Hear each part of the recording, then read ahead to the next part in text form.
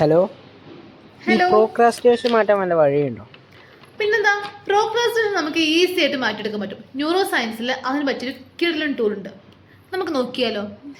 അതായത് പ്രോക്രാസ്റ്റിനേഷൻ എന്ന് പറയുന്നത്, അതായത് നമ്മൾ കാര്യങ്ങൾ നീട്ടി വയ്ക്കാം. ഇന്ന് ചെയ്യാം, നാളെ ചെയ്യാം, മറ്റന്നാൾ ചെയ്യാം, ഇന്ന് കുറച്ച് കഴിഞ്ഞിട്ട് ചെയ്യാം, ഇങ്ങനെ പറഞ്ഞ് നമുക്ക് വേണ്ട പ്രധാനപ്പെട്ട ടാസ്കുകൾ നമ്മൾ മാറ്റി വെക്കുന്ന ഒരു സ്വഭാവം നമ്മൾ ഒരു കോമൺ സ്വഭാവമാണ് അല്ലേ. പക്ഷെ നിങ്ങളെ ഫെയിലിയറിലേക്ക്, നിങ്ങളുടെ പരാജയത്തിന്റെ പടുകുഴിയിലൂടെ തള്ളിവിടുന്ന ഏറ്റവും വലിയൊരു ഒരു ഒരു എന്താ പറയുക പ്രോബ്ലമാണ് ഈ പ്രോക്രാസ്റ്റിനേഷൻ എന്ന് പറയുന്നത്. ഇതൊരു ഡിസാസ്റ്ററാണ് ആക്ച്വലി. അത് നമ്മൾ മനസ്സിലാക്കണം. നമ്മളൊരു കാര്യം നീട്ടി വെക്കുമ്പോൾ ഞാൻ ഡിസാസ്റ്ററിലോട്ടാണ് പോകുന്നത്, ഞാൻ തോൽവിയിലേക്കാണ് പോകുന്നതെന്ന് നിങ്ങൾ മനസ്സിലാക്കണം.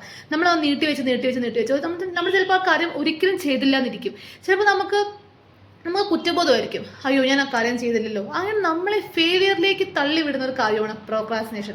ഇതിൻ്റെ വലിയൊരു ഇരയായിരുന്നു ഞാൻ. അതായത് ഞാൻ എല്ലാ കാര്യവും ലാസ്റ്റ് മിനിറ്റിലേ ചെയ്യുള്ളൂ. അതായത് ചില കാര്യങ്ങൾ മാറ്റിവെച്ച് ഞാനത് ചെയ്യുകയേ ഇല്ല. പ്രധാനപ്പെട്ട കാര്യം ചെയ്യുന്നൊരു മടിയാണ്. അപ്പോൾ ആ സമയത്ത് വേറെ എന്തെങ്കിലും കാര്യം ചെയ്യും, പിന്നെ ഈ കാര്യം നമ്മൾ മാറ്റിവെക്കും. അങ്ങനെ ഒത്തിരി പ്രശ്നങ്ങളോട് കടന്നു പോയിട്ടുണ്ട്. പിന്നീടാണ് ഞാൻ ഈ കോച്ചിങ് മേഖലയിലോട്ട് വന്നപ്പോഴാണ് ഇതൊക്കെ ഈസി ആയിട്ട് മാറ്റിയെടുക്കാൻ പറ്റുമെന്ന് എനിക്ക് മനസ്സിലായത്. അങ്ങനെ എൻ്റെ ലൈഫിൽ ഞാൻ ന്യൂറോ സയൻസിൻ്റെ ഒരു ടൂൾ ഉപയോഗിച്ച് ഈ പ്രോക്രാസ്റ്റിനേഷൻ മാറ്റിയെടുത്ത കാര്യമാണ് നിങ്ങളോട് ഞാൻ ഡിസ്കസ് ചെയ്യാൻ പോകുന്നത് കേട്ടോ. അതായത് നമ്മുടെ ബ്രെയിനകത്ത് റൈറ്റ് ഡോർസലേറ്ററൽ പ്രീഫ്രണ്ടൽ കോർട്ടെക്സ് എന്ന് പറഞ്ഞൊരു പാർട്ടുണ്ട്. അപ്പോൾ ഈ പാർട്ടാണ് നമ്മുടെ എക്സിക്യൂട്ടീവ് ഫംഗ്ഷൻസും പ്ലാനിങ്ങും കോഗ്നിറ്റീവ് ഫംഗ്ഷൻസൊക്കെ നമുക്ക് ചെയ്യാൻ സഹായിക്കുന്നത്.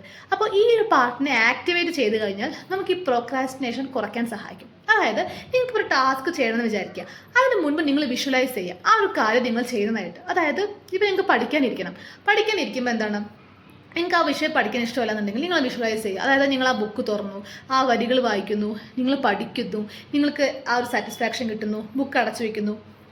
അങ്ങനെ സ്റ്റെപ്പ് ബൈ സ്റ്റെപ്പായിട്ട് എൻഡ് റിസൾട്ട് അല്ല, ഒരു കാര്യം നിങ്ങൾ പ്രോക്രാസ്റ്റിനേറ്റ് ചെയ്യുമ്പോൾ ആ ചെയ്യുന്ന കാര്യം സ്റ്റെപ്പ് ബൈ സ്റ്റെപ്പായിട്ട് നിങ്ങൾ ചെയ്യുന്നതായിട്ട് നിങ്ങൾ വിഷ്വലൈസ് ചെയ്യുക.